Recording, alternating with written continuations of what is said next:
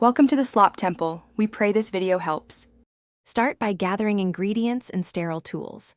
1/4 teaspoon activated charcoal, 1/8 teaspoon arrowroot powder, and 1/2 teaspoon jojoba oil form a smooth black gel base.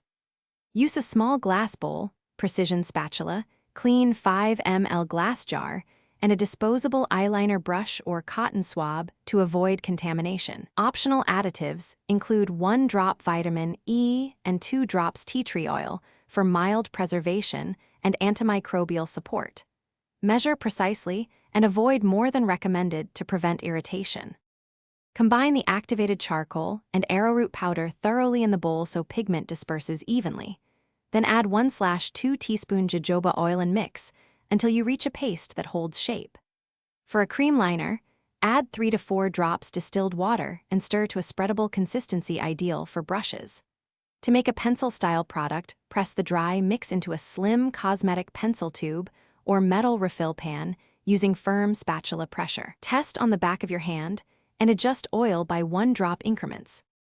Apply homemade eyeliner with a fine disposable brush or clean angled brush, using short strokes close to the lash line for control. Always test on the inside of your wrist for 24 hours to check for irritation before eye use. Store your product in a sterilized 5 ml glass jar in the refrigerator and use within 14 days to minimize contamination risk. Add no more than 1 drop vitamin E to extend life slightly. If the product changes smell, color, or texture, discard immediately and do not apply to. Thanks for watching. Consider subscribing if we helped you.